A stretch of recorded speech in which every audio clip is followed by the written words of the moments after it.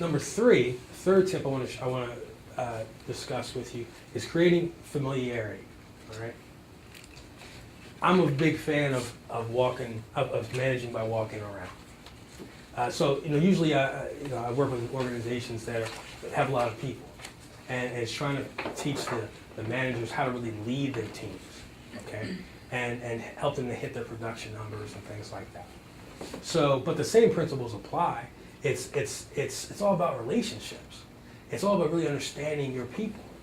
So, when I say managing by walking around, if you stay in your office all the time, or you stay off site and you don't really know your squad, how can you really build any relationships with them? I'm not talking about going out and drinking with them or whatever. I'm not talking about that. I'm talking about knowing something about them.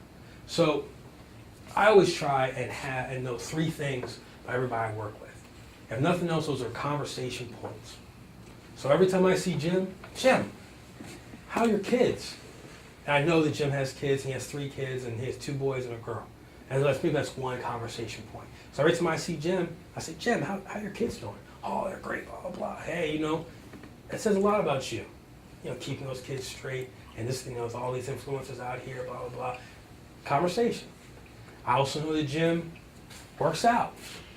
Jim, I need to get on your plan, man, because I'm telling you, whatever you're doing, keep it up. And remember, this is, you're the boss, you're saying this. You're the boss. So what I found is that the number one, at least the top 2 reasons that people leave jobs is because their boss is a jerk.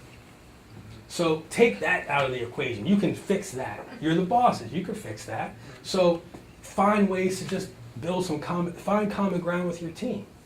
They're going to work harder for you, I promise. Now the thing is though, and I've been teaching this for years, but some people just don't have it in them. They really don't care. Like they don't care. They're really there for they're just managing the process. They're making sure people show up. They're making sure they hit their numbers. And they make sure that they fire people or whatever and have high turnover, whatever the case is. That's the difference between a manager and a leader. Leaders influence. They provide a situation that people feel motivated. They want to come to work. It's not about forcing them. They want to be part of the team. They want to be a part of something bigger than themselves. And that's where leadership comes in. So thank you for sharing. I was going to talk about it, but that was perfect.